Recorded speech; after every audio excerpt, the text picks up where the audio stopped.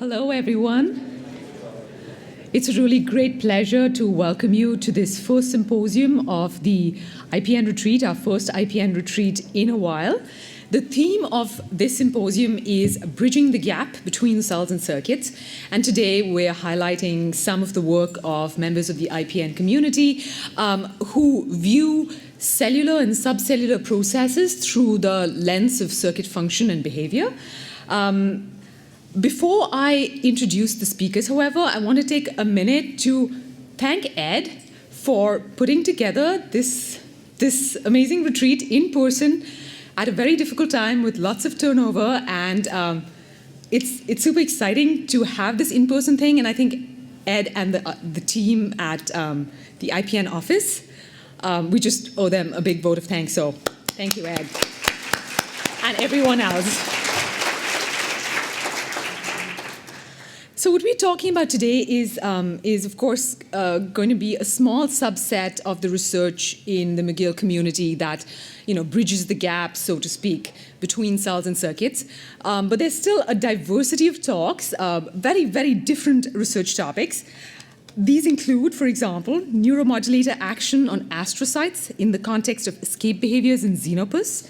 How a cell adhesion molecule is important for the development of appropriate feature detection in retinal circuits, the cellular action by which ecstasy can make your brain swell up, why synaptic heterogeneity might allow the cerebellum to perform different functions, and finally, also how the deficiency of a transcription factor could lead to neurological disease, as well as a therapeutic target to reverse some of these disease phenotypes. On a logistical note, each talk today is about 15 minutes, which doesn't leave much time for questions. So in case you do not have time to ask your question in the few minutes after each talk, please do come and talk to the speakers later at poster sessions and coffees and lunches and so on and so forth. We will have to keep it a little bit short just because we want to get all 5 talks in. To the speakers, I will stand up when you're beginning to reach the end of your time as an indicator.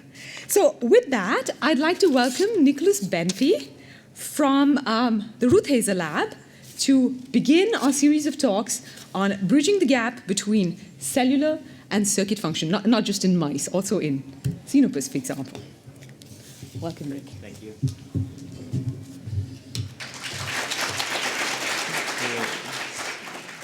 Thanks, everyone, for being here. I'm really excited to kind of open the session this morning, so thanks for inviting me to be here. I'm going to spend some time talking about how glial cells in the developing visual system of aquatic vertebrates like xenopus integrate and alter neuronal functioning, and some interesting observations we had on how that influences behavior of the animals.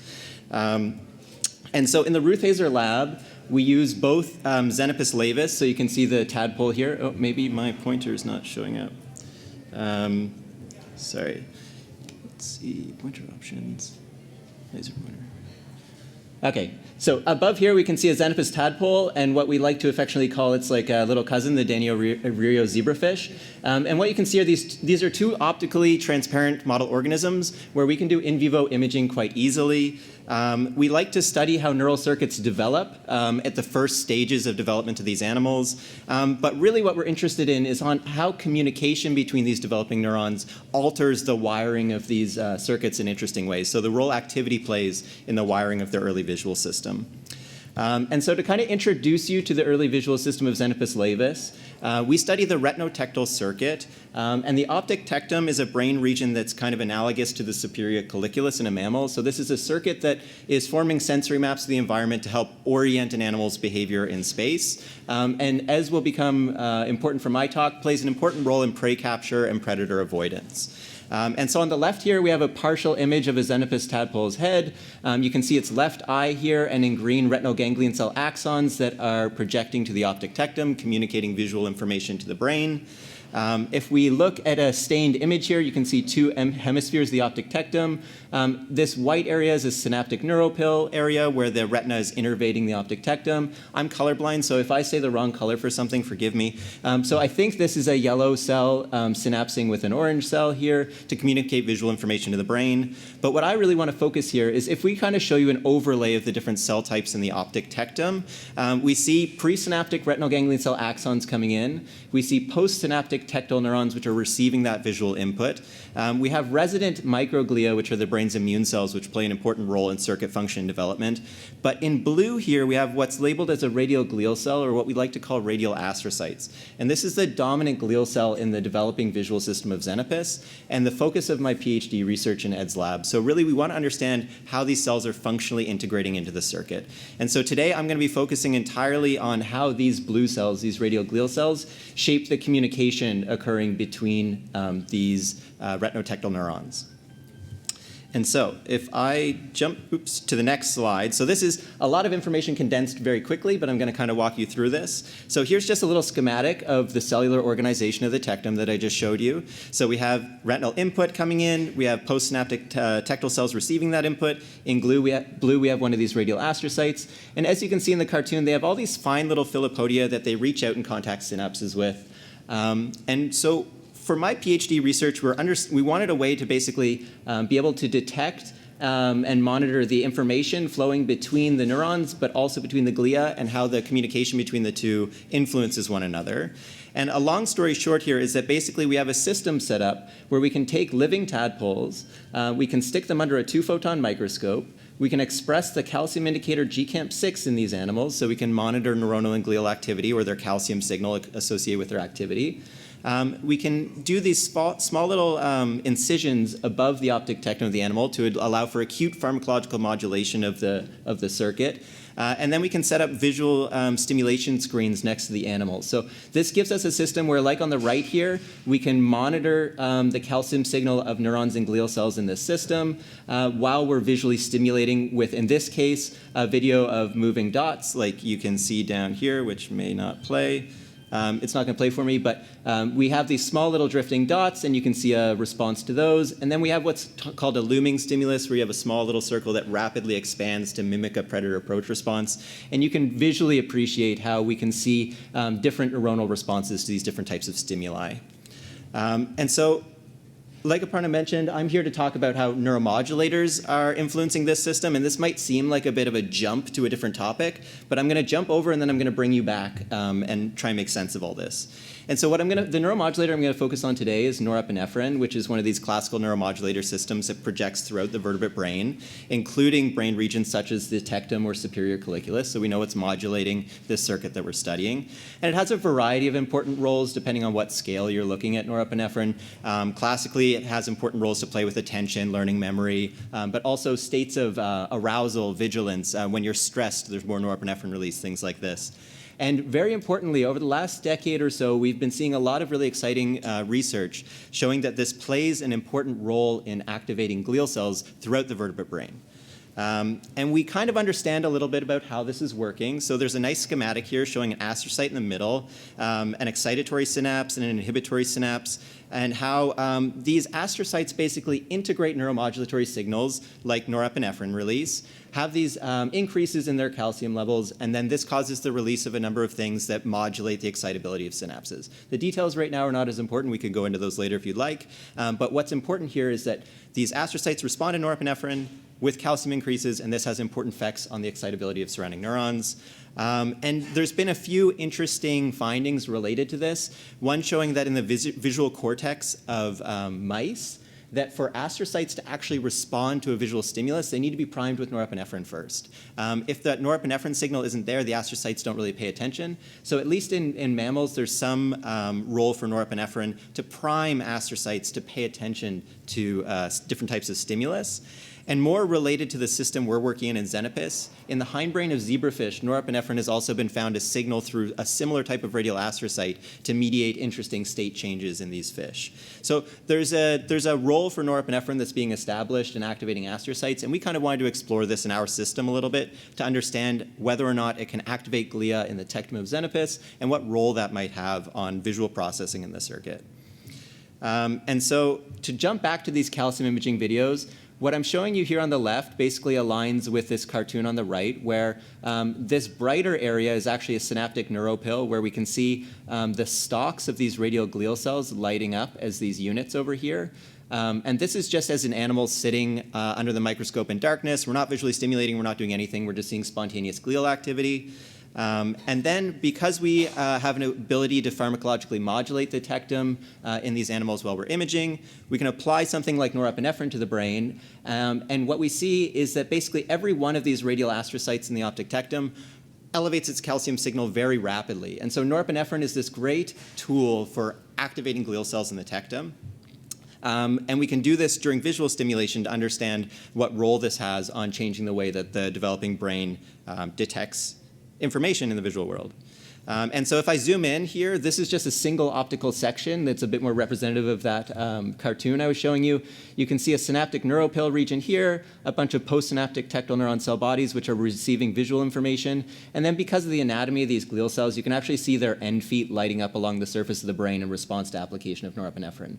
And so basically what I want you to take away from this is that norepinephrine is a tool we can use to basically activate every single radial astrocyte in the developing brain and get really potent effects on surrounding neural circuitry.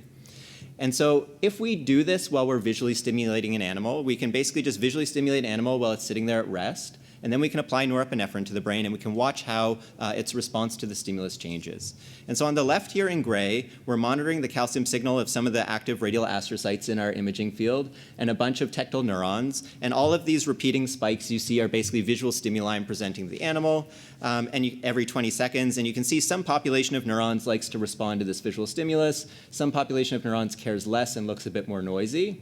When we apply norepinephrine to the brain, we go from a few radial astrocytes being active to a huge population of radial astrocytes being active.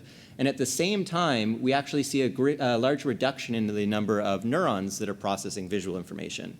And if we kind of look at the difference going from this gray traces of neurons to the red ones, you can kind of see that the population of neurons that are active when we've applied norepinephrine to the brain are basically all tuned to the visual stimulus. You don't see any of these spontaneously active or noisy neurons. We're basically only seeing neurons that are repeatedly responding to this visual stimulus. And this is interesting to us because it suggests, kind of like in the previous talk, that attention, or a neuromodulator that's been associated with attention, seems to suppress noise in this circuit, which may have an important ability to help the animal, say, distinguish between different types of stimuli.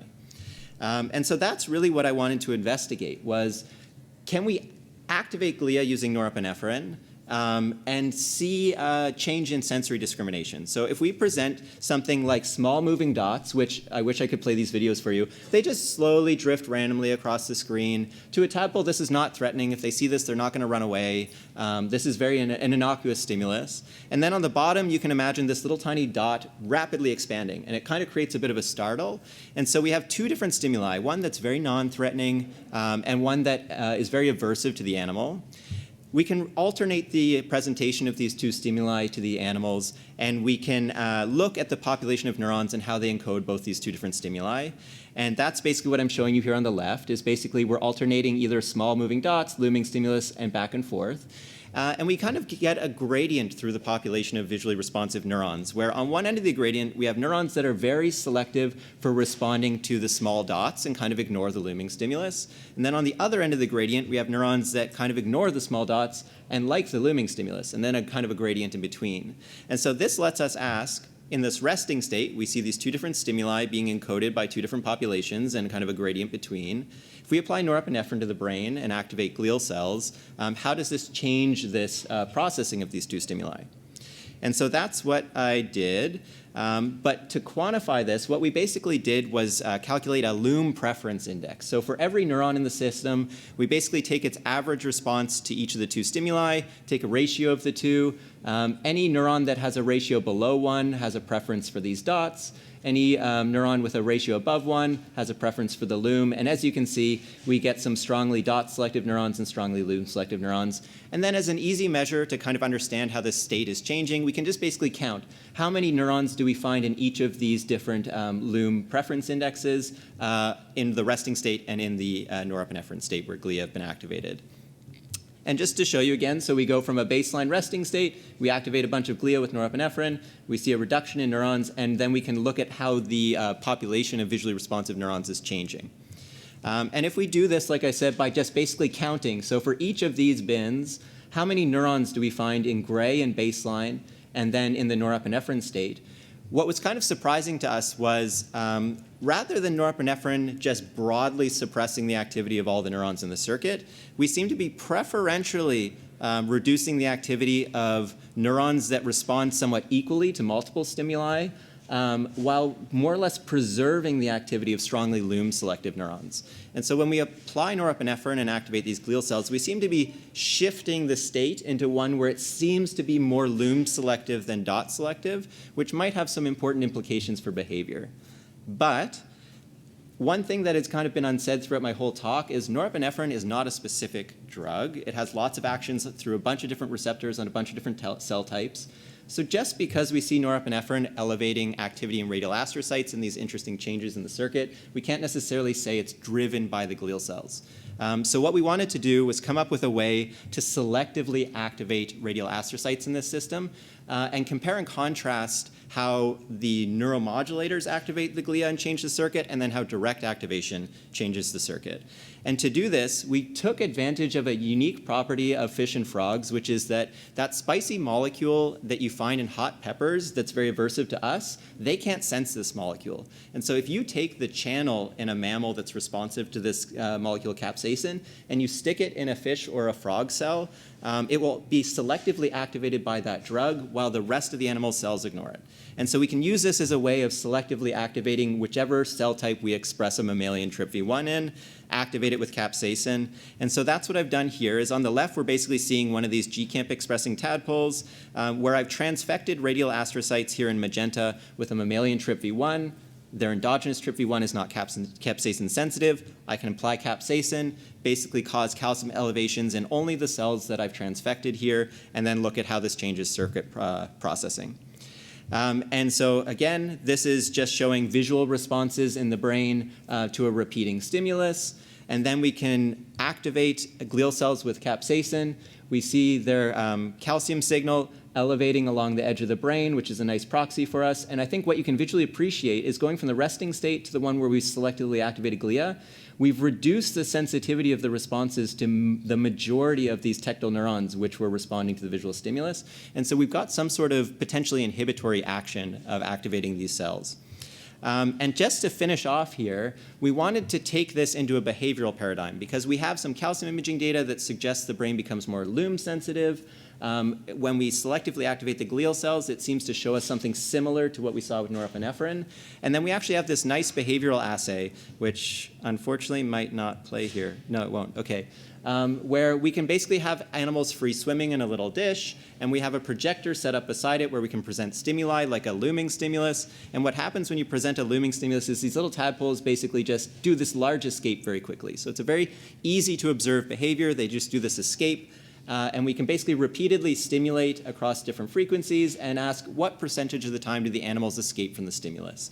And what we see is that in animals just in their normal baseline state, they have about a 30% response rate on average to detecting this looming stimulus. So most of these animals in the wild are going to get eaten by predators.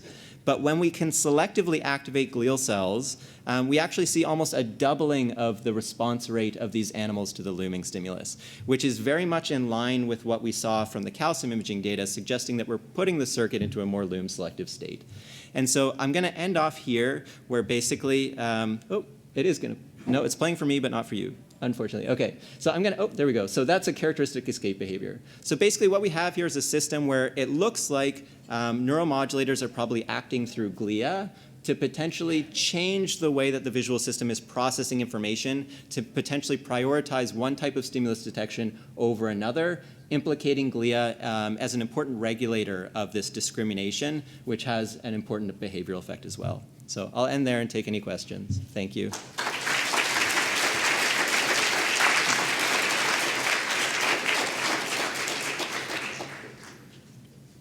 Hi. Hi, I have two short questions, I Sure.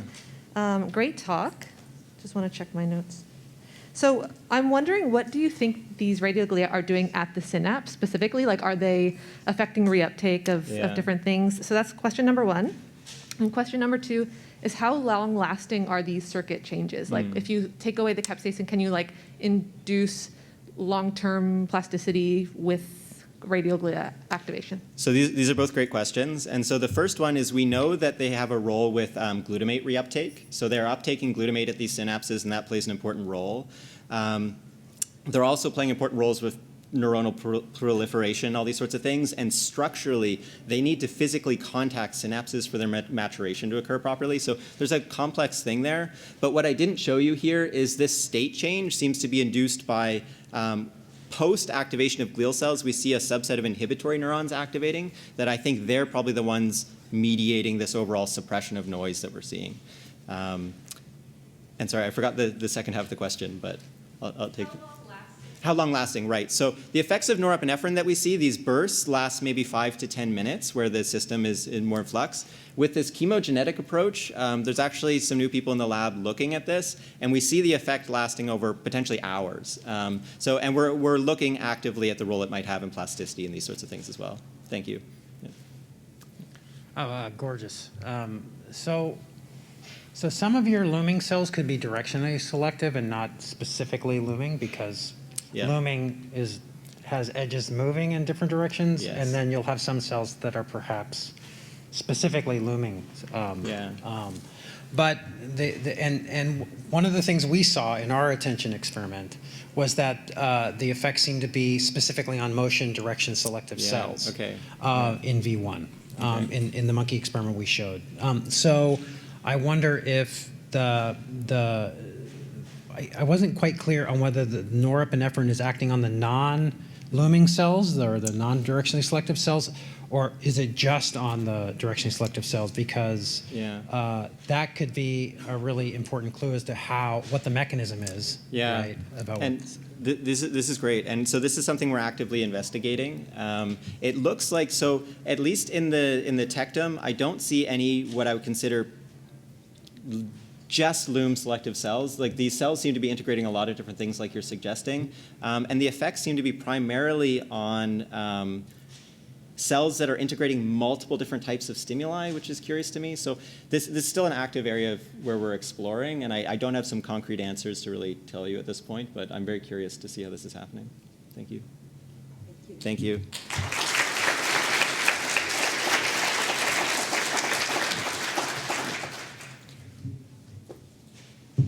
We're running a little bit late on time, so after the next talk, we'll try to have one and maybe two questions. So I'd like to welcome Sarish Javed from Weizhang Huang's lab.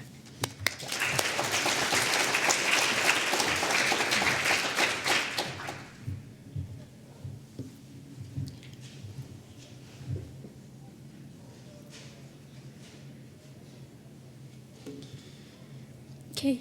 Hi, everyone. My name is Sarish, and I'm from Dr. Hong's lab at MGH. So today I'm going to talk to you about the roles of BDNF pathways in the pathogenesis and therapy of energy metabolism deficits in Smith-Magenis syndrome. So when I say BDNF pathways, oops, it's not showing the tissue matrix, the whole thing. But when I say BDNF pathways, what I really mean is this: imagine this tissue matrix which has the cells, especially in the brain, which has the neurons which can produce BDNFs and those which cannot produce BDNFs. So there are also a population of cells which have a receptor on them, TrkB, that when BDNF binds to this receptor, it initiates a cascade of downstream signaling molecules which is involved in regulating neuronal development and function. So in our lab, we are interested in studying the function of these BDNF pathways in a disorder called Smith-Magenis syndrome. So Smith-Magenis syndrome is basically a neurodevelopmental disorder which is caused by haploinsufficiency of retinoic acid-induced 1, RA1. So if human patients are missing one copy of RA1, they have this disease, and we can recapitulate it in mouse models by deleting one copy of RA1. So almost 90 to 95% of these human patients and models, they show obesity and autistic features such as atypical social interaction as well as stereotypies, and 5% show seizures. So we know that RA1 is actually continuously expressed in adult brain. But what are the molecular and neuronal function of RA1 in adult brain? We don't know yet. Previous study has been done by using embryonic knockouts, and it has shown that, for instance, in this case, if you delete RA1 from excitatory neurons, you see social deficit and motor deficit in these animals. For instance, in the tubes test, these animals act in a very hypersocial way, and they show increased latency to climb down from a pole test. Also, a very robust phenotype that you observe in these animals is the increase in body weight. So deleting one or both copies of RA1 from excitatory neurons leads to massive increase in body weight. So what we first wanted to check was that what happens if you bypass this embryonic neurodevelopmental stage and delete RA1 in an adult stage.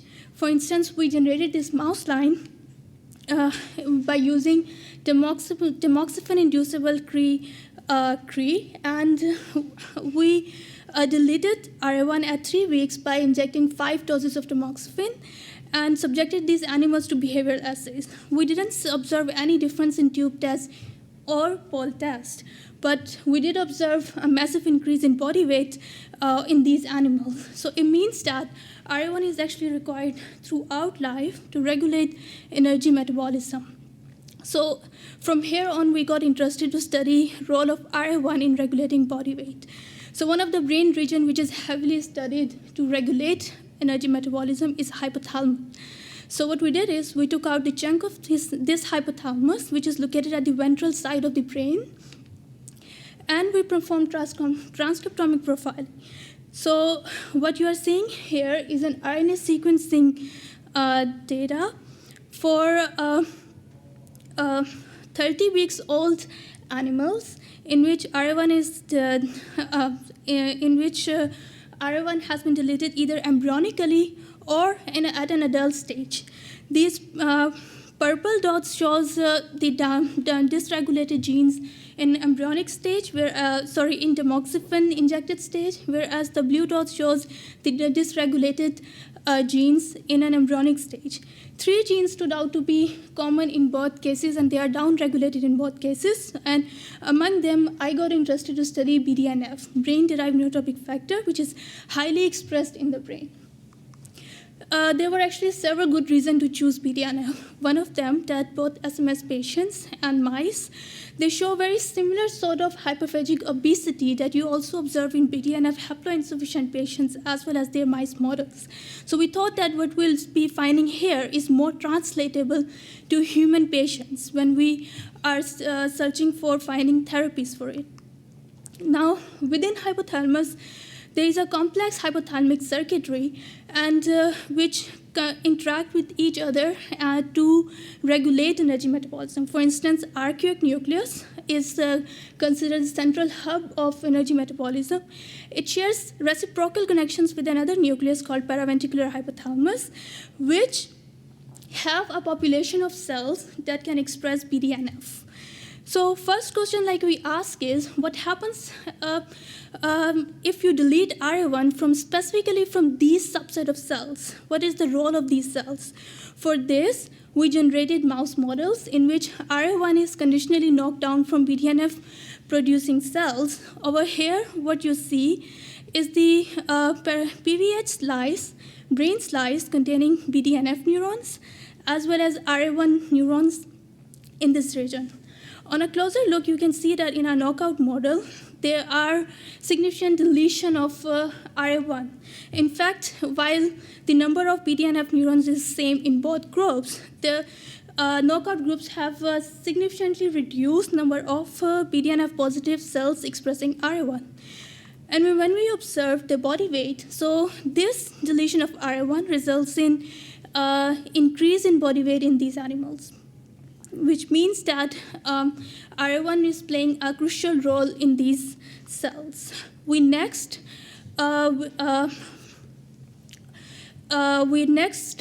patch from these cells. So basically, these are fluorescently labeled BDNF positive neurons in the PVH, and we found that the action potential frequency is kind of reduced in the knockout groups, which is due to the changes in the intrinsic properties, for instance, in increased action potential threshold and membrane resistance. So this is some of our preliminary data. We're still working on it. And we also found that miniature postsynaptic currents are also reduced in the knockout groups. So overall, it hints that maybe the excitability in these BDNF positive neurons is reduced because of RA1 deletion, and that's why we are seeing the obesity. But the model we generated, this model deletes RA1 from all of the BDNF positive cells. Now, BDNF positive cells are heavily expressed in the cortex, in the hypothalamus. It is expressed in discrete nuclei, but it's also expressed in other body regions as well. So we chose another method where we wanted to delete RA1 only from the BDNF neurons in the PVH region. For this, we use CRISPR-Cas9 technique, in which we injected AAV9 virus containing DIO and SA-Cas9, as well as another virus containing SGRA1 tagged with GFP into the PVH. Now over here, what it shows that the BDNF neurons in the group in which we injected both viruses, RA1 co-localization with BDNF positive neurons is significantly reduced. So while the number of BDNF positive GFP cells was not different in both groups, our experimental group shows significant reduced RA1 expression in these cells, which is also followed by increase in body weight in these animals. So this shows the contribution of RA1, especially in the PVH BDNF neurons. So it means that BDNF neurons in PVH are really important in regulating body weight in Smith-Magenis syndrome. So in summary, what I've shown you so far is that if you have reduced RA1, it leads to reduction in BDNF expression. Now this, I have shown you the temporal dissection showing that adequate RA1 expression is actually required throughout life to maintain body weight. And deleting RA1 from either from BDNF producing cells or specifically from PVH BDNF cells results in obesity. And we think that this could be due to the reduced excitability in the PVH, but we are still doing further experiments to confirm our finding. So based on the pathological mechanisms that we discussed, we designed 3 different strategies to figure out a good therapy for rescuing obesity in SMS. So we did a proof of principle experiment in which we wanted to increase BDNF in a controlled manner from an early embryonic stage and see how does the behavior phenotypes are affected by it. Second, we injected BDNF in the PVH region alone and see what kind of effect it has on the obesity. And lastly, we wanted to bypass BDNF altogether and enhance BDNF downstream signaling by using a pharmacological agent and see if it can rescue obesity, because that would have the most clinical implication in our case in treating obesity in SMS animals or in any other model in which BDNF pathways are affected. So in the first case, what we did is we generated an animal in which RA1, one copy of RA1 is deleted. So it's acting like an SMS model, but at the same time, one copy of BDNF, human version of BDNF is overexpressed. So if you have a tissue matrix and we expected, so the idea is that we are basically enhancing the BDNF expression in the overall body, but in a certain regulated manner. So this over here, it shows the BDNF, this over here shows the BDNF mRNA levels. So SMS have almost 50% reduction of BDNF mRNA levels compared to control.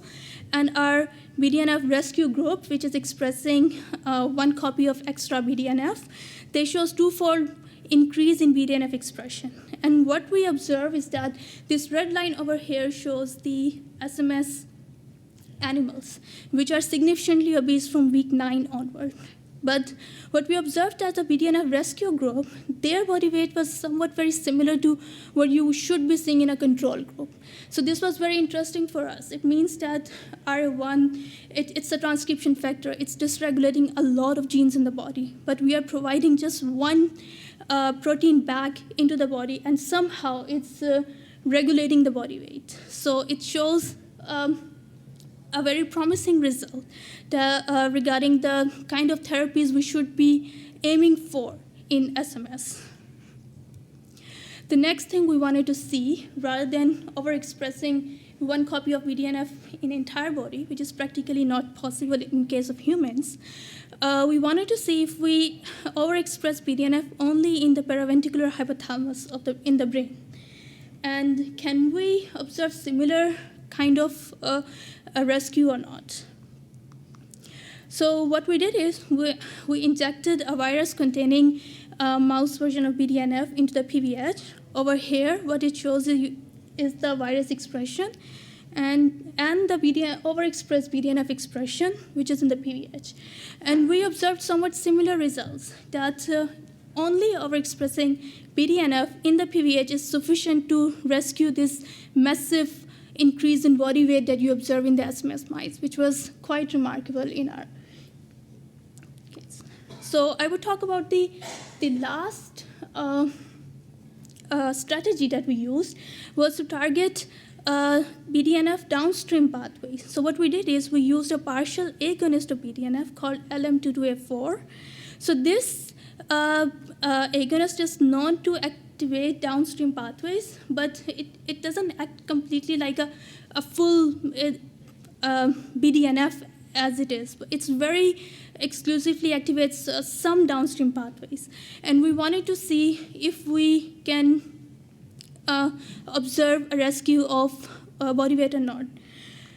So this is the experimental strategy that we used. So we injected this drug both intranasally and intraperitoneally for 6 weeks and observed the body weight of these animals. So over here, what you're seeing is in the panel B is the body weight of saline-injected SMS animals, and you see they are significantly obese from week 9 onward compared to the control.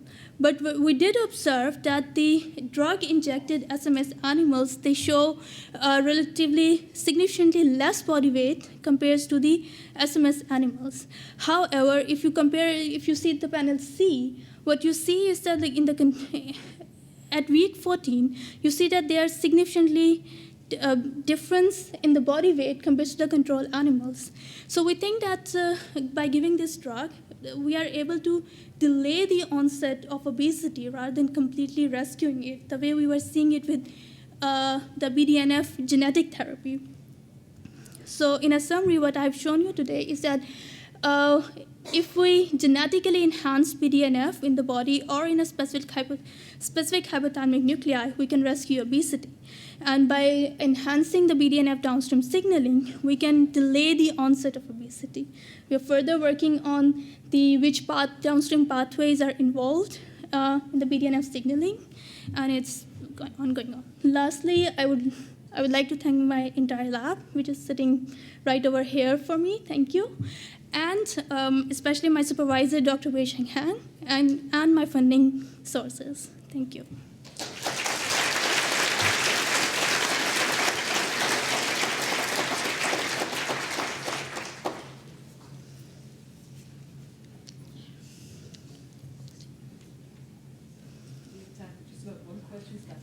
right, then I'll take that question. So really interesting talk, thanks. I was wondering if you, because obesity is only one of the symptoms you're saying about the ARI patients, so it's SMS, right? I'm wondering, do you think that the rescue with BDNF on the 3 methods you showed, do you think that would have an impact on some of the other phenotypes that the patients have, such as their social deficiencies and whatnot? Yeah. So that's a good question. Due to the time constraint, I didn't show you all of the work. But with the embryonic enhancement of BDNF, we did observe a rescue of social interaction deficit. But we think that it's because BDNF over there is required very early on. And in that case, we increased BDNF from day 0 at the very embryo stage. And in the drug-injected groups, we did observe that the rearing phenotype, which is kind of like a stereotype we observed in animals, it was also rescued in case of females. So this is quite promising. It means that this therapy has the potential to be treated for other symptoms as well. And in the BDNF haploinsufficient patients, you do observe that they also have psychiatric problems as well. So yeah, nice. Some of the symptoms, not all. Thank you.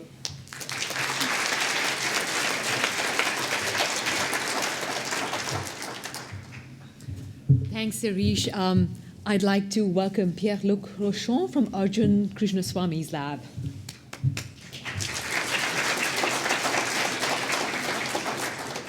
The slides are here. Sure.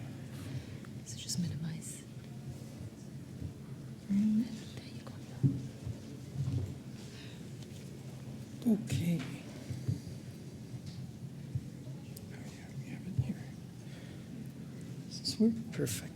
Let me just put the marker. Here we are. All right. Thank you, everyone. So today I'd like to give a story about choices that neurons make and inevitably lead to circuits and, by extension, brain function. I always like to start talking about my research with this analogy because it really puts into perspective the challenge of making these choices. So imagine you're going to a concert and you're going with a friend, but you're running late. And so your friend is already there and you have to go and find them. So likely what's going to happen is you go to that concert and this is what you're going to see. Now, you can appreciate how hard it can be to see where is your friend in this sea of people. However, if you thought about this ahead of time, you might agree to bring something such that you can find each other despite this huge crowd. Let me give you an example. Say that your friend tells you, I'm going to bring a red umbrella. All of a sudden, it's a lot easier to know exactly where you're going, such that you can enjoy the concert together. Now, this kind of problem is very similar to what happens in a developing brain. Now, instead of having 2 people trying to find each other in a concert, we have developing neurons that extends into an area and they're trying to form a circuit. And so a crowd of neurons doesn't look like this. It looks more like this. Each colored segment here is either a dendrite, an axon that's passing through that volume, and you can appreciate that a neuron might have a hard time finding a partner in there. And of course, you can think about a visual cue like the umbrella, like what would be the equivalent here? Because of course, neurons can't see those. They have to feel their way through, and imagine if we had to do that. What I'd like to convince you in the next 10 minutes is that there's this protein called psychic 1 that might be playing this role of pairing neurons such that they can find each other in this crowd in the same way that this umbrella helped you find your friend in the crowd. Now, this comes at its core from this idea called, so when you think about this problem, we call it synaptic specificity, so selecting specific partners among several options. And a solution possibly for this, the one I'm laying out here, is called the chemoaffinity hypothesis. And this was coined by this fellow here, which any of you who took PN1 might recognize him. But in essence, the chemoaffinity hypothesis goes like this. So if you have a model brain here, neurons basically can respond to molecular cues that are either in their environment or on their neighbors to sort of guide their choices such that they can make appropriate synapses. So you can imagine, say, that you have molecular cues on the surface of any of these cells, if they're expressed in a certain way, it can lay the foundation for a proper functioning circuit. Now, I want to stress that what I'm really interested in is these close interactions. So the axon is no longer growing. It has in its vicinity several options to choose from, and it sort of have to take a contact and sort of have a handshake and agree on that. So here's what that handshake might look like to sort of form that circuit. And so my question is whether psychic 1 might be playing such a role in the brain. Now, I studied this in the retina, which seems to be a recurrent theme today, vision in general. For just briefly to explain to you, so it's this sheet of tissue at the back of the eye, detects incoming light and sends signals to the brain. Now, if I were to cut and look at this cross-section here, at the cellular level, it looks like something like this. So you have photoreceptors in the top that detects incoming light, sends information to interneurons, and then the ganglion cells relays that into the brain. Now, if you don't know how this works, so recent models, like some work over the years, have sort of shown how this might actually send those signals. So you might think that if you have an incoming input, say this photo of my dog here, and you want to do an output, you would want to be as faithful as possible and have this sort of representation such that the brain can interpret. But in fact, it's not really what happens. So if you look at these ganglion cells here, there are many types, and it turns out that they are geared to detect certain visual features in this image. So you don't have this unified representation as an output, but rather this multiple representation where these channels, if you will, correspond to these cell types and the features that are geared to detect in this image. Now, crucially for this talk is that these features come from the synapses that these ganglion cells make with the interneurons in the neuropil. And so you can appreciate how synaptic specificity is really important for a properly functioning retina. And so put like this, we can formally ask the general question of this talk, is whether or not psychic 1 act as a cue to assemble retinal circuits. And I'm going to answer this in two parts. The first one is to know what are these psychic 1 positive cells. Then the second part to ask whether psychic 1 is playing a role on their function. So let's start with the first one. I'm using mice here as a model. So you can imagine we use mouse genetics. We have a line that has a Cre-GFP insert under the psychic 1 promoter. So as hets, we use them as markers, and as homozygotes, we use them as nulls, so to remove psychic 1 and see what happens. Now, when we look at the expression pattern of psychic 1, we see that it's labeled throughout the main cell types in the retina, so both interneurons and ganglion cells. We have bipolars and amacrines as subtypes here.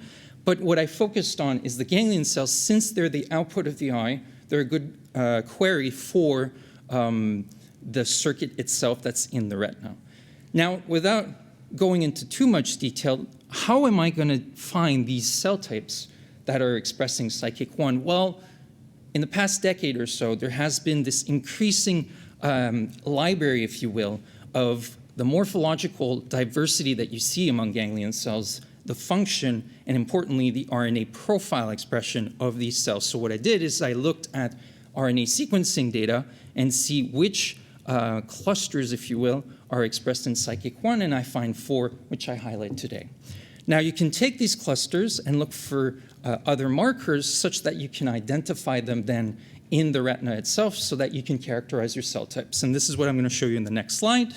So we have our 4 groups, and we have our marker types here, and we get 4 distinct morphologies. And if you look at the lamination as well, you see as well that there is some distinction here.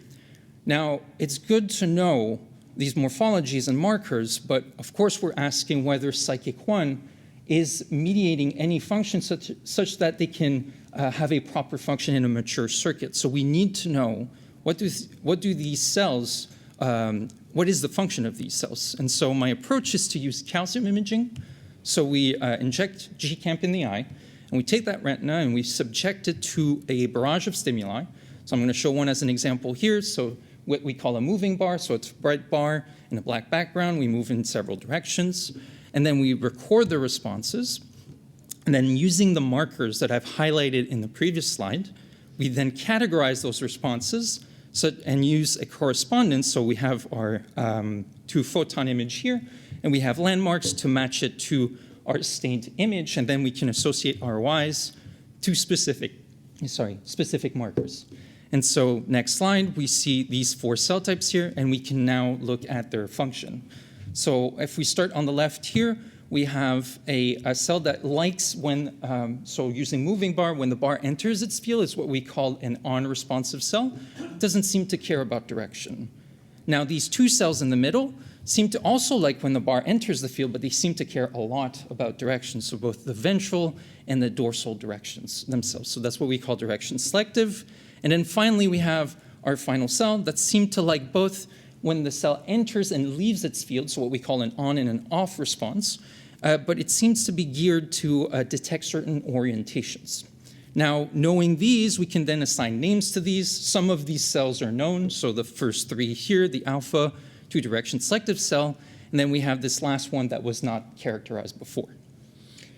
Now, these are the players, and this is what they look like in the wild-type phenotype. So now we can ask, if we remove psychic 1, what happens to these cells? So I'm just going to highlight some of the deficits here. So if we look first at the alpha cell, we see that in colored here is the knockout, and in gray is the wild-type. There is a slight increase, but if we compare, there's not much of a difference there.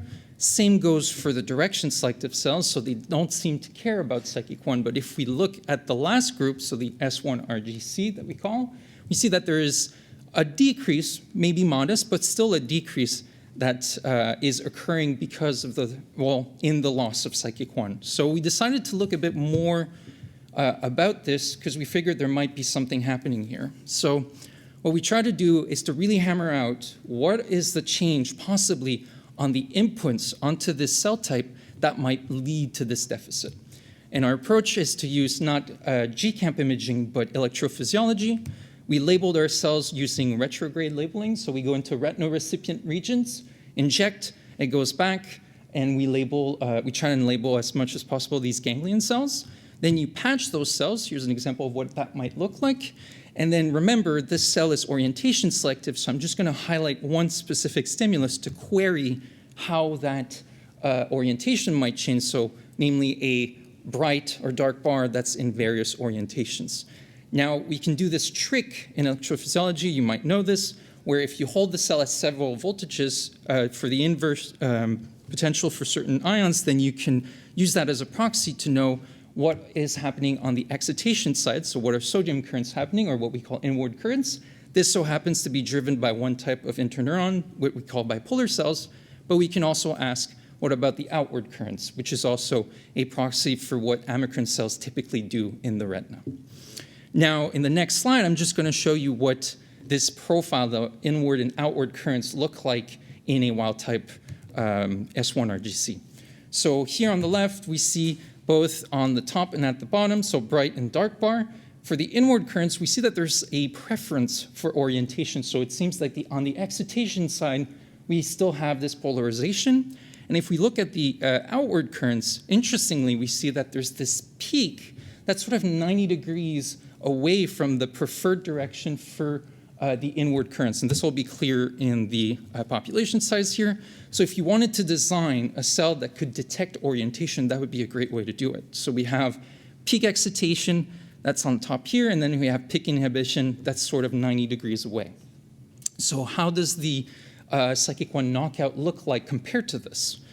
Well, here's what the knockout looks like, and what you might notice at first glance is that these currents are a lot smaller. And in fact, when we measure those, that's indeed the case. Both on the excitation and the inhibition side, we have a drop of current drives. And what might be less obvious is if you look at this organization, recall that the outward currents were previously sort of 90 degrees away from the peak inward currents. And so there seemed to be this disorganization happening, albeit not complete, but partial, that sort of happens because in the psychic 1 knockout phenotype here. So what these suggests is that if we have a hypothetical circuit here, so that would be our cell of interest, and we have these interneurons that comes into it, when this cell loses psychic 1, it seemed to have a hard time to just making proper synapses onto these interneurons. Now, this one possibility, and that's the one that we're leaning towards, but it could also be that just removing psychic 1 like screws over the dendrites of this neuron. And if it's all a mess, changes in lamination or anything like that, then of course you might lose these partners because you're no longer in the same area. So it's like being in the wrong section in the concert. So I wanted to check to make sure that that was not happening. So if we look at lamination first, here's the comparison. We compared the wild types to the knockouts. We see that largely that change does not happen.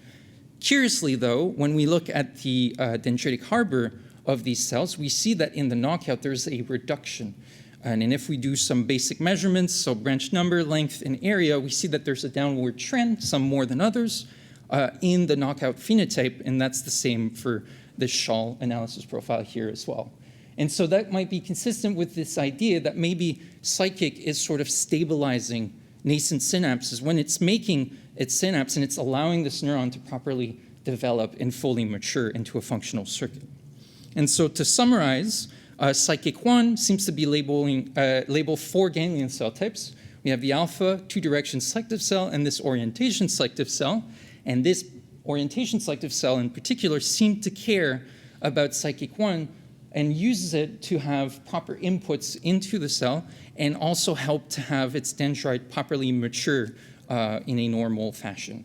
Now, this opens up for 3 questions. I'm just going to highlight 3, but there's many more. The question, for instance, is, but what are these interneurons that goes into this cell? We have a few ideas, and we can talk about it afterwards if you want. We also want to know how is it that their synapses onto this cell is shaping this orientation selectivity that we observe. And then finally, more importantly probably, is these principles that we're seeing here, so the psychic 1 driving this proper function of the circuit, how is it that, how applicable is it elsewhere in the brain? So that's future directions. Just for now, I'm going to stop here.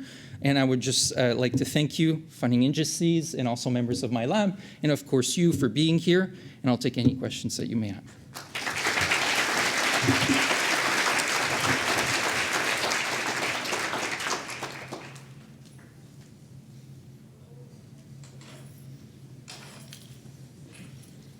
Really, thank you for the talk. It was a really good talk. I have a question regarding the genetic part of it, because you mentioned that basically the control group is actually a heterozygous animal. Yes. And essentially, when you are knocking it out completely, you are having dendritic arborization deficits and changes in the structure of the cell, essentially. So how do you know that just by the heterozygous animal that has one allele deleted, you don't have deficits there, and what you are observing is essentially a dose response in the gene and not in the gene function, let's say, essentially, whether maybe there's different changes in a completely wild type versus a complete knockout? Yeah, so if I understand correctly, you want to know, like, is this gene so haplosufficient in a way? Like, one copy, is it enough to have a proper function? Yeah. And if you have a gradual, So we had that worry as well. Of course, we can't measure everything, but what we do have is that we can leverage, if I go back here, so we have these 4 cell types, right? 3 of these are known. So what we did is we used another way to mark for these genes and compare the function of those cells in that other line. So I'll give an example. The alpha cell, there's a line that's called KCNG, so it has nothing to do with psychic 1. So if you compare the function of that cell in that KCNG group and we compare it to the psychic 1 hets, we see that there's no difference. So that made us feel good that there's at least no apparent changes to that degree, and if there are, it's probably very small. Okay. In that regards. Thanks.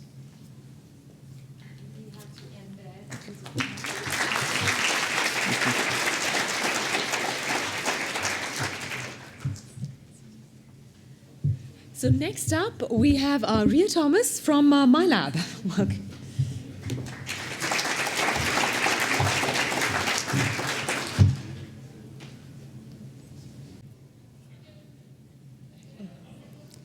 Okay. Hi, everyone. I am Ria Elizabeth Thomas from the Subradan lab. and today I'll be discussing my work on the role of cerebellar synaptic heterogeneity in Purkinje cell function. So the circuit that we are interested in is the cerebellar cortical circuit, and here we have the Purkinje cell as the sole output neuron of the cerebellar cortex, which receives two main inputs, one from parallel fibers, and second from climbing fibers carrying error signals relevant for motor learning of the cerebellum. So what we see here is that this basic circuit keeps repeating itself across the cerebellar cortex, which leads to this interesting question on how does a homogeneous circuitry lead to heterogeneity in functions that the cerebellum is able to perform. And so the way we think that this is happening is by having a few ways we think this is happening is one, by having heterogeneity in the firing rate between Purkinje cells in molecularly distinct regions of the cerebellar cortex, as well as having heterogeneity in synaptic plasticity between the Purkinje cells in functionally different regions of the cerebellar cortex. And so to elaborate more on the heterogeneity of firing rate, we know from studies that there's a lot of heterogeneity in the molecular expression pattern in the cerebellar cortex, but one that is very well documented is that of zebrin, which has a striped expression pattern in the cerebellar cortex. And correlating with this, there's difference in the firing frequency of the Purkinje cell, where the Purkinje cells in the zebrin positive zone have a lower firing frequency compared to the cells in the negative zone. And so this is just showing staining of the zebrin in a cerebellar coronal slice, and you can see the stripe pattern clearly here. Now, moving on to the heterogeneity of synaptic plasticity, what I want to discuss here is a previous study done in our lab where we found that there's heterogeneity in the synaptic plasticity between the parallel fiber Purkinje cells in different regions of the cerebellar cortex. And what particularly we found is heterogeneity in the long-term depression. So what happens here, is that there's in the vermis, a region of the cerebellar cortex, LTD is induced when the climbing fiber error signals come in almost near coincident of almost a delay of 0 millisecond relative to the parallel fiber inputs. And for a long time, this was thought to be true across the cerebellar cortex until this study where we found that in the flockless, LTD is induced only when the climbing fiber signals come in at a 120 millisecond delay relative to the parallel fiber inputs. And this 120 millisecond matches exactly with the time at which the feedback error relevant for the functions of the flockless come into the cortical circuit in the flockless. So this was really interesting, and what I want you to focus on now is this parallel fiber Purkinje cell synapse. And so what you see here is that at the parallel fibers, when there's synaptic activity, there's activation of the AMPA receptors, which causes a fast ionic current. But there's also activation of the metabotropic glutamate receptor 1, which activates TRPC3s and causes a slow cation current. Now, we know that there's a long delay for the induction of synaptic plasticity, particularly LTD, in the flockless versus a short delay in the vermis. And we understand that it must be something downstream of the parallel fibers or climbing fiber that's setting up this long versus short delay. And what we think specifically is that there must be, or there might be differences in the synaptic transmission between the parallel fiber and Purkinje cell that can set up this long versus short delay for synaptic plasticity. And this slow cation current that is caused by the mGluR1 and TRPC3 activation works on a time scale that is good for the setting up of the long delay for synaptic plasticity versus short delay for the plasticity. And so specifically to emphasize on what my question for this project is, we wanted to look at whether there's any heterogeneity in the synaptic transmission between the parallel fiber and Purkinje cell in different regions of the cerebellar cortex.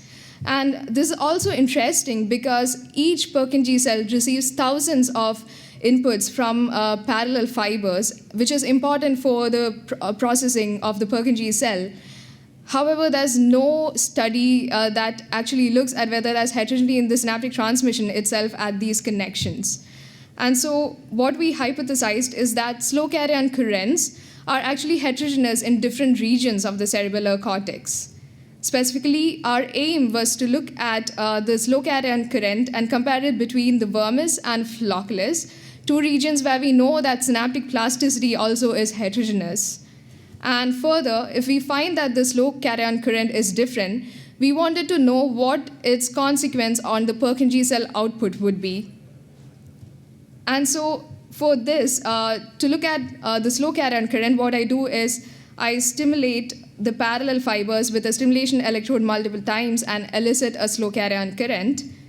And I compared the slow carrion current between the flocculus and vermis. And what you see here is really interesting that the slow carrion current is delayed in the flocculus compared to the lobule 4-5 slow current. And so this is what you see here in the time of peak as well, where the flocculus slow current is delayed. So now the next question we wanted to ask, which was really interesting, is what is the molecular mechanism that can be setting up these differences in the slow current between the two lobules. And so as you might remember, TRPC3 is thought to be the major contributor for the slow carrion current. And we wanted to see whether the TRPC3 mRNA levels, as well as its splice variants, B and C, which is prominent in the cerebellar cortex, is different between the lobules. And so we did RT-qPCR, quantitative PCR, to look at the mRNA levels. And what we see here is that the total TRPC3 level, as well as the splice variant TRPC3C, is actually different between the two lobules. So what we get out of this is basically that there's heterogeneity in the TRPC3 expression itself, and this somehow correlates with the difference in the slow carrion current that we are seeing, though we don't know exactly how this difference in the TRPC3 is setting up the difference in the timing of the slow current. Now, you might remember that I talked about Sebrin, which has a striped pattern in the cerebellar cortex, and we know that Purkinje cell spiking relates or correlates to this Sebrin patterning. Coincidentally, the regions that we record from, lobule 4-5, is majorly Sebrin negative. And flocculus, the second region, is predominantly Sebrin positive. So which introduces a confound. Is the difference in the slow carrion current we are seeing solely due to or correlated to the Sebrin identity of the Purkinje cell?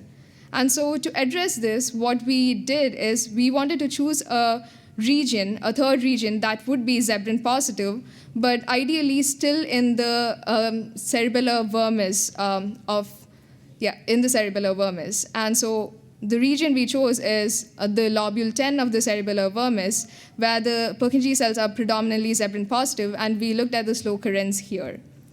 So what you see here in blue is the slow current in the lobule 10 Purkinje cells. And it's interesting that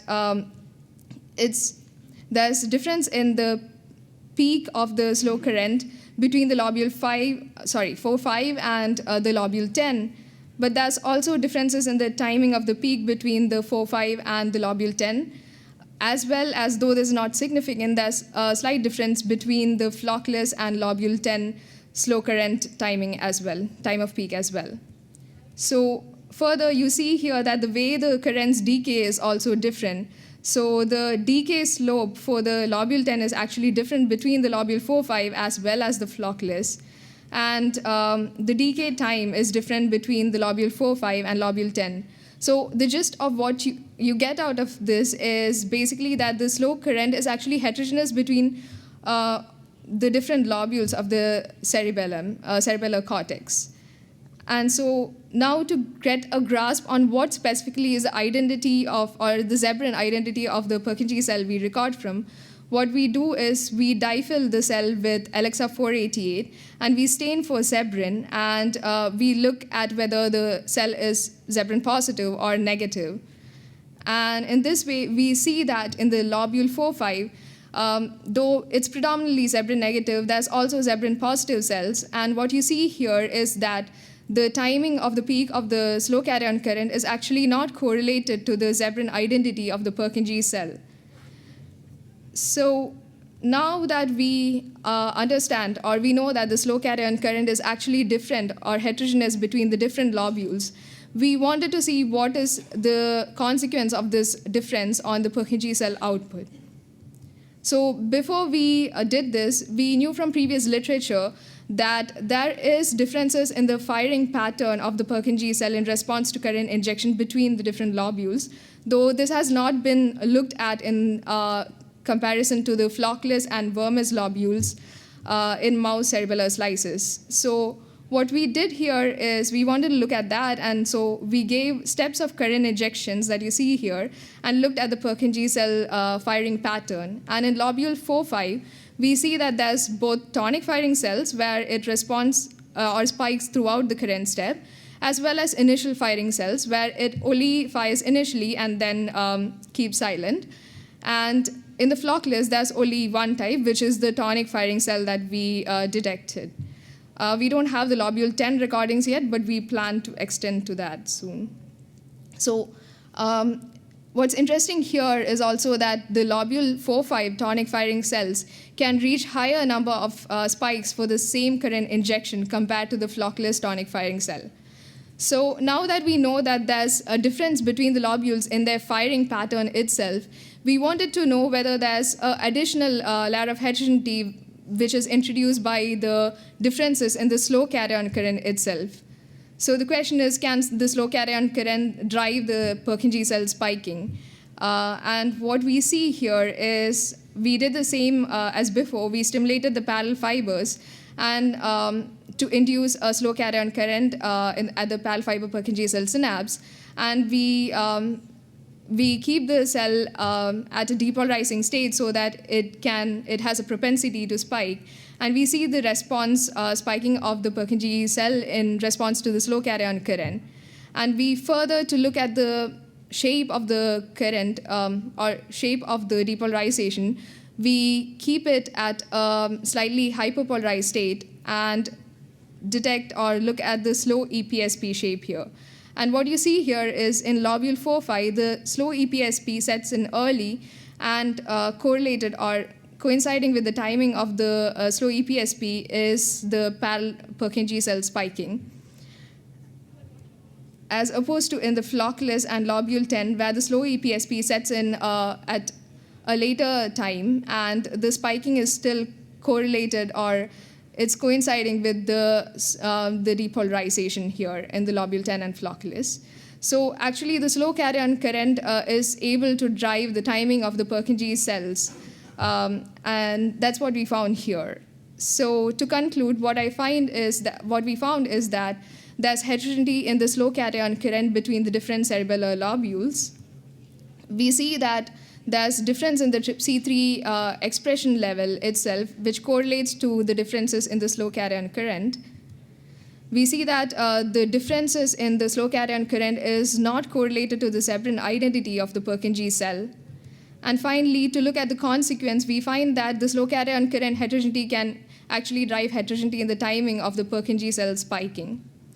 Finally, in the future directions, on a short-term goal, we have to expand the input-output curve recordings to lobule 10 of the Purkinje cells, as well as we want to perform RNA-seq on Purkinje cell contents extracted after whole cell patch clamp so that we get cell type specificity when looking at the levels of TRPC3 or other players that contribute to the slow carrion current. This is as opposed to the qPCR method we adopted earlier, where it was a whole lobule homogenate. In terms of long-term goal, we aim to look at this patch-seq data to identify if there's any heterogeneity in or what is the extent of the heterogeneity at the molecular level between Purkinje cells that exhibit functional heterogeneity. So with that, I would like to thank my supervisor, Dr. Aparna Subratan, all my lab members, the undergrads who contributed to this project, as well as everyone who helped me with the project, as well as our funding sources. Thank you.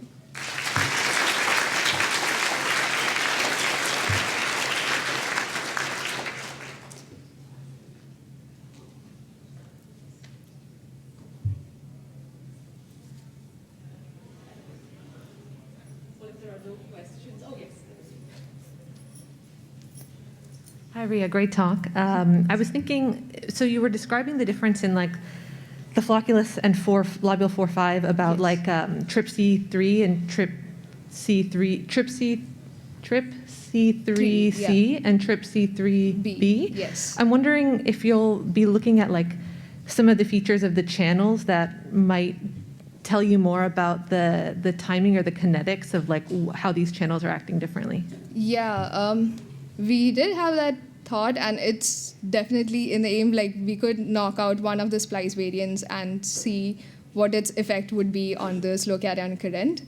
It's definitely interesting, and there's not any study done on the slices itself, but developed mice itself, but there are cell culture studies that look at these variants and the currents that are caused by these TRPC3B and C variants. So definitely it's an interesting thing that we would want to look at.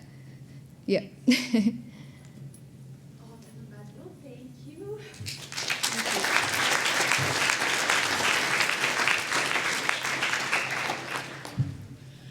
And for our final talk for this session, we have Joshua Wirosit from Charles Bourke's lab.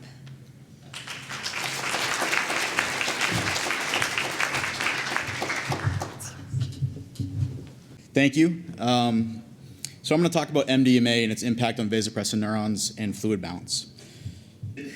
MDMA stands for 3,4-methyldioxymethamphetamine, first synthesized by the Merck Company in 1912, and basically it sat on the shelves in the 1970s and 80s, where it resurfaced in psychiatric clinics due to its pro-social effects, and at the same time it was being sold for recreational use. It then became scheduled and illegal. So fast forward to now, Multidisciplinary Association for Psychedelic Studies has kind of spearheaded the resurgence of MDMA and other psychedelics for those who are suffering with PTSD and other cognitive disorders. So it's important to be aware of all the negative side effects that can arise from consuming MDMA. So most people know MDMA or ecstasy as a recreational drug where it's commonly ingested at raves and parties. However, what seems to be not well as known is its severe clinical consequences, including fluid balance. So being flashed on the screen is clinical literature pertaining to MDMA-induced hyponatremia. Now, what's hyponatremia? Well, hyponatremia is one of the most common electrolyte disorders seen in hospitalized patients.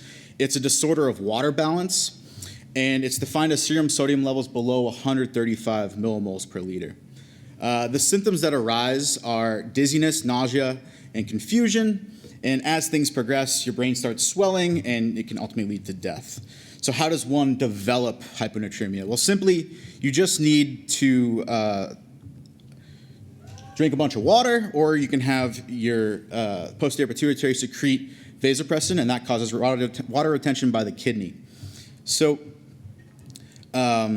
this is the classic dogma of MDMA-associated hyponatremia. So you don't need both of these to occur. Having them both occur is nice. It gets you to hyponatremic levels quicker. But the question then becomes, does MDMA increase either thirst or does it increase vasopressin levels? So with just a small dose of MDMA, and this is a human study from 2002, we see this huge rise in vasopressin levels. So 40 milligrams of MDMA is roughly 3.5 to 5 times less than what people take recreationally. So, and just remember that the kidney is fully, the vasopressin receptors in the kidney are fully saturated around 4. So having vasopressin levels upwards of 4, your kidney is fully absorbing water. So we know, I told you, now we know that vasopressin, the vasopressin system is now active. What seems to be unclear, and there's no evidence in the clinical literature, as well as the rodent literature, there's no evidence of a biological thirst. So I tested this in our rat model, where I injected 10 milligrams per kilogram of MDMA. Roughly, it's kind of a party dose, you would say. And interestingly, these animals did not consume any water. So at least for our rat model, water intake is not a factor. But like I said, you don't need both of them to occur. So I showed you that vasopressin does get released in humans. So maybe MDMA by itself is sufficient enough to drop serum sodium levels to what would be deemed as clinically hyponatremic. And with the clinical literature, in 2016, humans given roughly 150 milligrams, this is a little bit below what we considered a party dose, we see that serum sodium levels drop, but it's not dropping to what would be deemed as clinically hyponatremic. Similarly, if you just drink water, this also drops serum sodium levels. However, when you add the two, when you combine water and MDMA, you see the serum sodium levels drop to what would be deemed as clinically hyponatremic. So I tested this in our rat model, and we see similar results.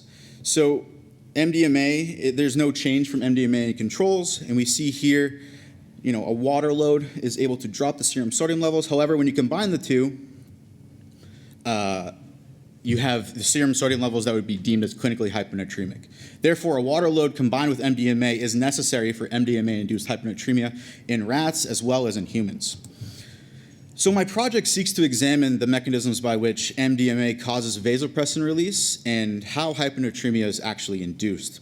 So here's kind of a macro scale of our general hypothesis where raphe serotonin fibers innervate the hypothalamus, and because MDMA works by binding to the serotonin transporter and causing a dump of serotonin, we believe MDMA activates these vasopressin neurons indirectly with 5-HT.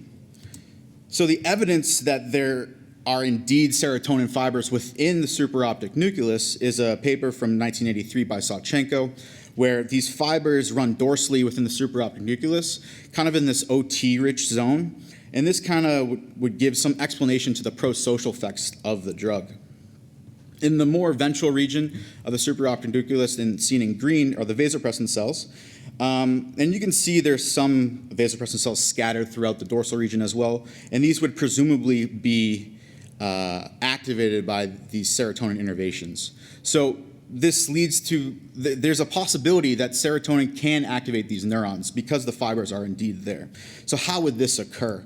Well, in a more micro view, like I've already told you, we believe MDMA is acting by binding to the serotonin, in its classical way, by binding to the serotonin transporter, blocking reuptake, and then causing the transporter to actually work in reverse and dump serotonin into the synaptic cleft.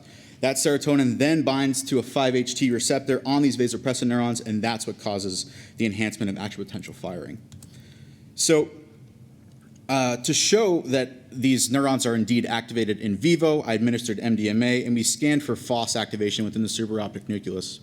And like I told you before, this area is populated by vasopressin and oxytocin neurons, and we see here there's a large increase, a significant increase in both oxytocin and vasopressin neurons.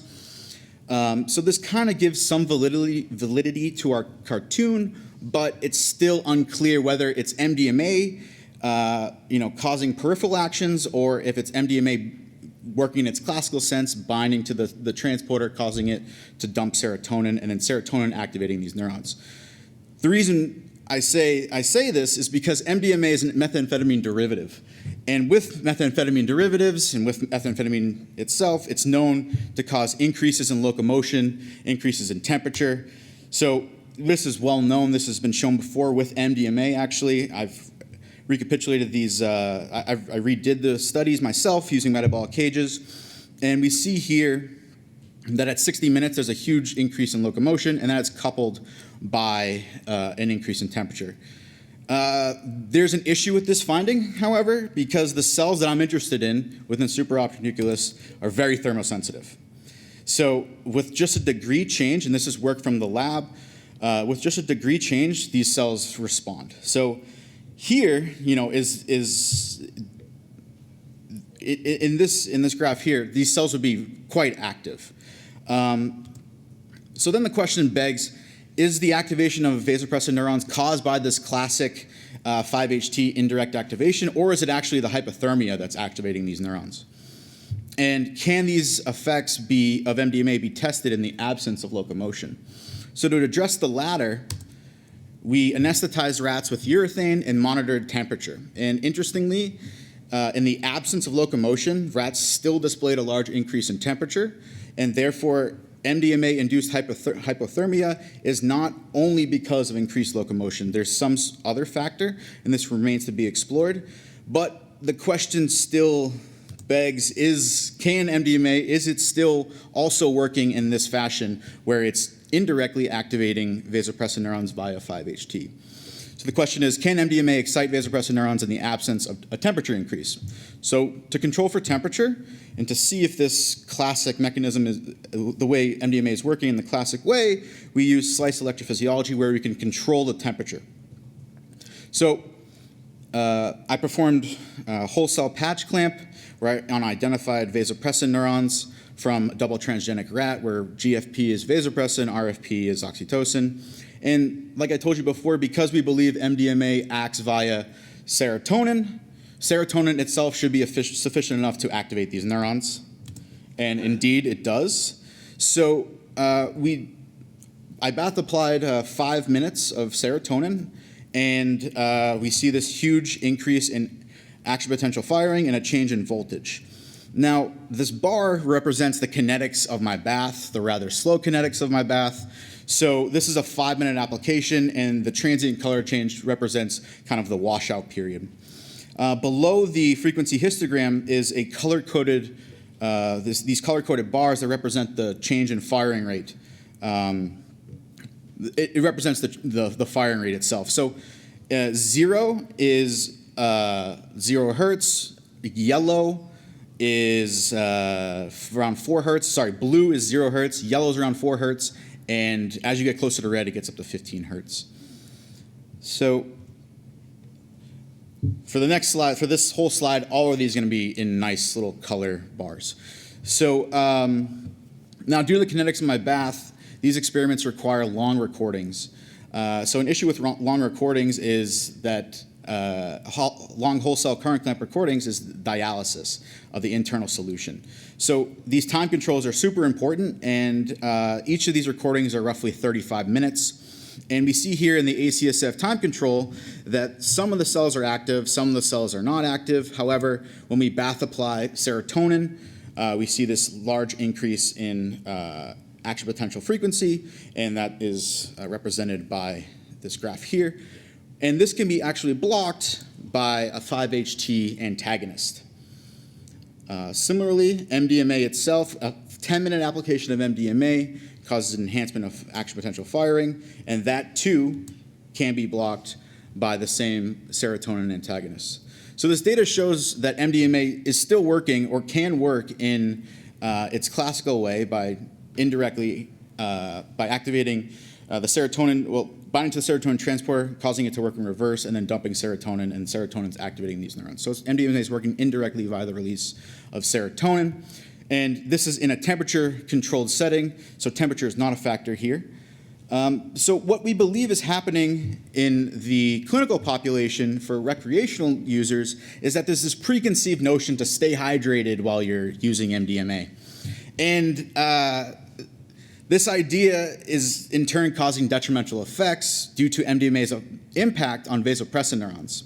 So with my data, we hope that clinicians as well as recreational users can be aware of the potential electrolyte dangers in those who are either being given MDMA for assisted psychotherapy or for those who are just using MDMA, for using MDMA. And with that, I'd like to thank my supervisor, Charles, my committee members, Masha and Ed, as well as everybody else in the lab, and my funding sources and IPN for giving me this opportunity. Thanks.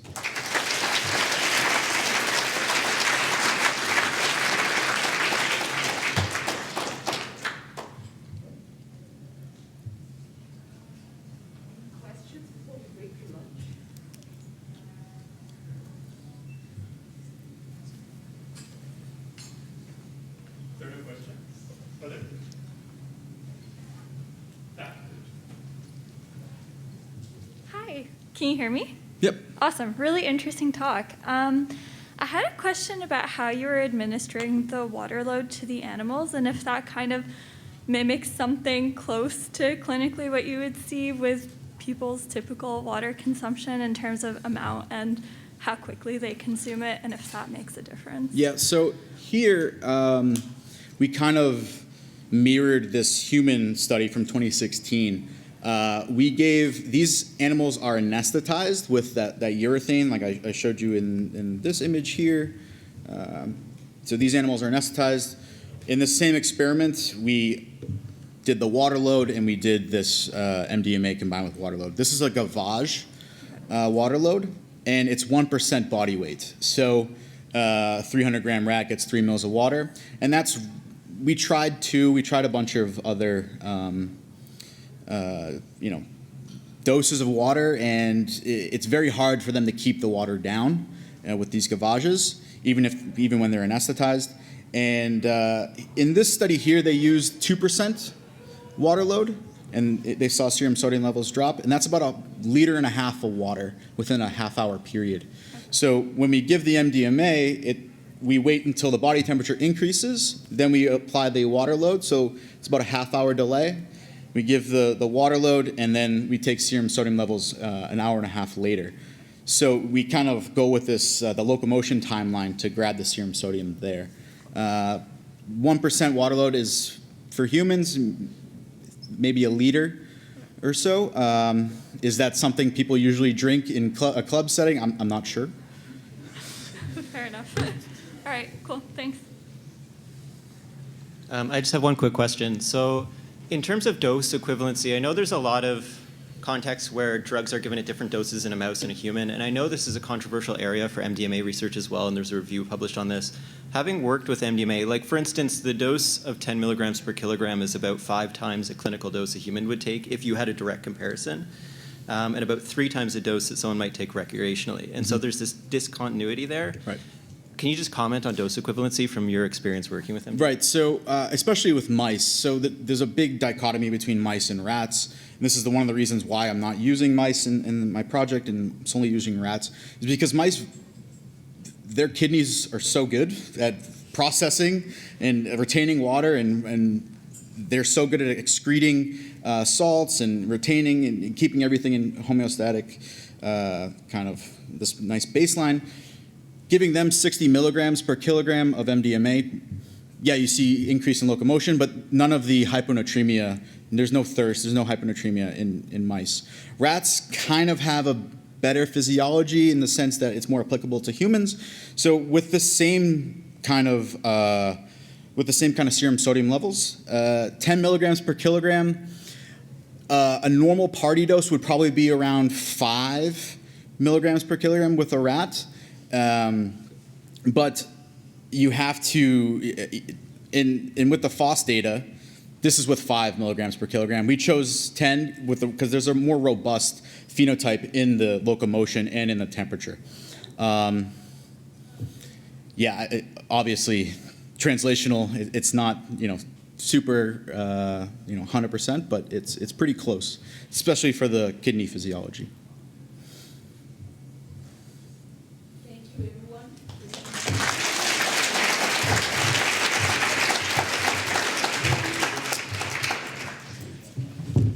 Thanks so much, Josh. That was great. So just before you go, I want to thank Aparna for a fantastic session. Thank you very much.